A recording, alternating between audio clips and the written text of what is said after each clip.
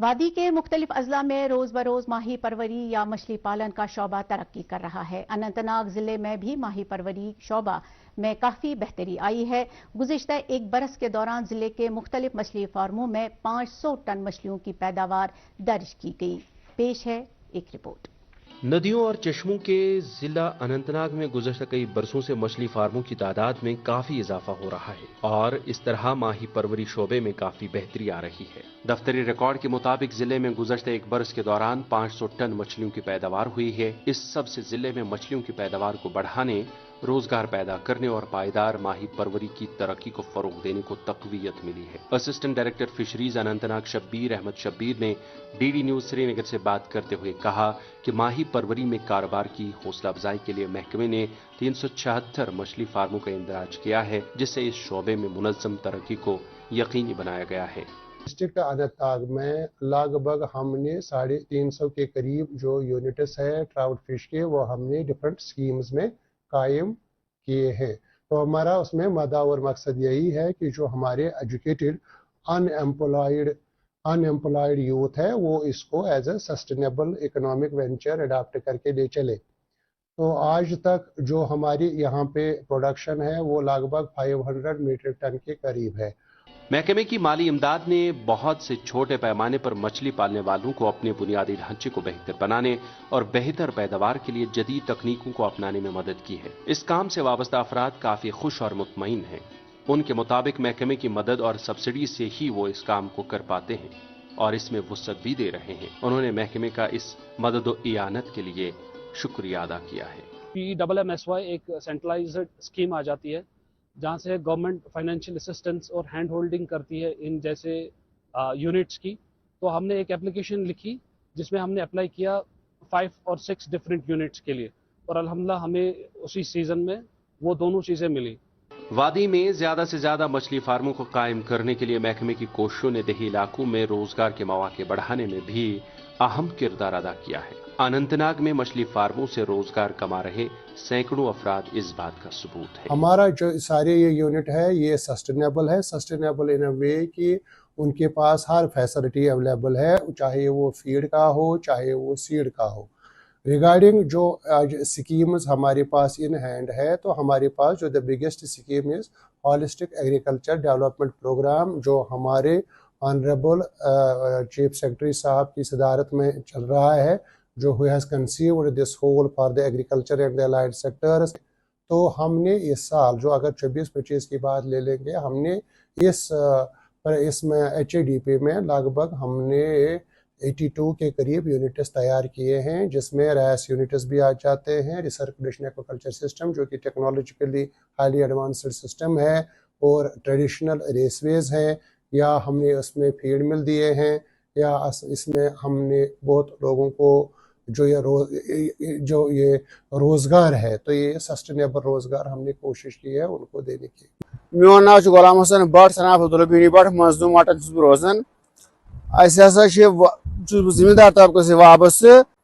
تو پتہ گو کینٛہہ وقت پتہ بوز مےٚ موبائل ذریعہ اپٲرۍ لُکن ہٕنٛدۍ کتھٕ کہ کینٛہہ فیڈز فارم چھُ آسان، فیڈز کٲم چھُ کران، اسہِ چھُ آب تہِ خۄداے سٕنٛدۍ خۄرا لِدٕر نالُک آب چھُ اسہِ، تہٕ پتہٕ بٔرۍ مےٚ فارم پرکی تِکیٛازِ یہِ حظ یہِ 23 منٛز حظ لگ بگ 1 یونٹ، پتہٕ اوس تتھ منٛز کٔرِم 12 کوینٹل فصل بنٲے اسہِ، اللہ تعالیٰ ہس کُن شُکر۔ تہٕ یِہُس تِکیٛازِ 23-24 منٛز 3 یونٹ بیٚیہِ 4 یونٹ چھِ ونکیٚس اسہِ 4 نفرن ہٕنٛدۍ، اسہِ چھُ ونکیٚس روزگارٕے یُتُے، مےٚ چھِ چاروایَن سۭتی وابستگی، زٔمیٖنس سۭتی وابستگی، تہٕ بچہِ 4 چھِ مےٚ، ونکیٚس چھِ أسۍ أتھۍ پٮ۪ٹھ تھوڑا بہت مدد پکناوان، تہٕ گورمنٹ دیُت اتھ کینٛہہ مدد اسہِ یِمن تِمن پزِ ہا تہِ دِتُکھ، تہٕ اللہ تعالیٰ ہس کُن شُکر تہٕ شُکر، لاکھ لاکھ شُکر۔ أسۍ چھِ ونکیٚنس کوٗشش کران یہِ پٲداوار گوٚژھ اسہِ بڑُن تہٕ بیٚیہِ گوٚژھ اسہِ یتھ رُت معاوضہٕ میلٕنۍ۔ جیسا کہ آپ کو معلوم ہے یہاں پہ واٹر کے ریسورسز بہت زیادہ ہے، ان واٹر ریسورسز کو ہم اچھی طرح سے یوٹیلائز کریں۔ جو ہمارے نوجوان ہیں وہ چاہے ٹریڈیشنل سسٹم پہ یا ٹیکنالوجیکلی ہائر सिस्टम ले ले, चाहे वो रास दे ले टेक्नोलॉजिकली एडवांस्ड सिस्टम, या हैचरी बनाए, या कोल्ड स्टोर बनाए, या मार्केटिंग का कोई यूनिट इस्टेब्लिश करे, उसके लिए डिपार्टमेंट उनके साथ साथ है, वो अपना भी रोज़गार कमाए और दूसरे लोगों को भी तरजीह दे अपनी तरफ राग़िब करने की। मेरी नौजवानों से यही अपील है, जिसके पास अगर ज़मीन जिसके पास है तो वो आगे आए, क्योंकि पहले हम बोलते थे कि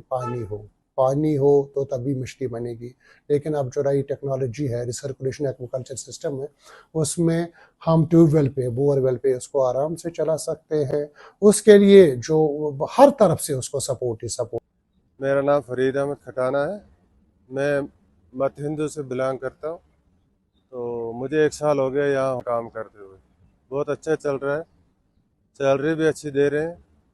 तो अच्छे से रह रहे हैं। बहुत अच्छा लगता है, ट्राउट यूनिट यहाँ भी फरोख्त भी हो रही है बहुत अच्छी, यहाँ हमारे गेस्ट भी यहाँ खरीद फरोख्त कर रहे हैं, तो और बाहर के भी यहाँ लोकल भी जो जहाँ तक इस प्रोजेक्ट का ताल्लुक है, ये एशिया का सबसे बड़ा प्रोजेक्ट माना जाता है। इसका मेन मकसद जो है वो है seed production and then distribution to private farmers as well as for departmental units, जहाँ पर उसकी रेयरिंग होती है और वो जो प्राइवेट फार्मर्स जो है वो फिर उनका रोज़गार इस पर डिपेंड है।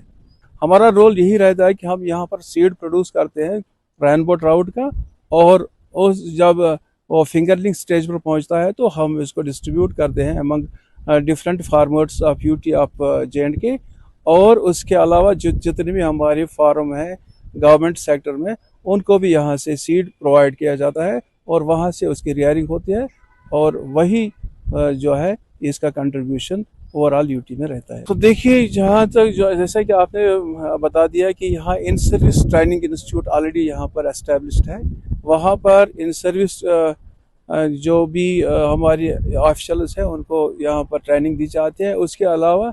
यहाँ पर वक्तन फ़वक्तन जो है जो प्राइवेट फार्मर्स भी हैं वो भी यहाँ पर आते हैं, उनको भी हम यहाँ से ट्रेनिंग देते हैं, कैसे हम यहाँ रेयर करते हैं फिश को और कैसे सीड प्रोडक्शन होती है, क्योंकि हमारे बहुत सारे एंटरप्रेन्योर्स जो हैं जो प्राइवेट सेक्टर में जो फार्मर्स जो हैं उन्होंने अपनी हैचरियाँ जो खोल रखी है पिछले 2-3 सालों में, तो इसलिए उनको यहाँ पर जब आते हैं तो इनको ट्रेनिंग दी जाती है ताकि वो भी अपने यूनिट्स को अच्छी तरह से चलाएं और अपनी हैचरी को अच्छी तरह से बढ़ावा दें।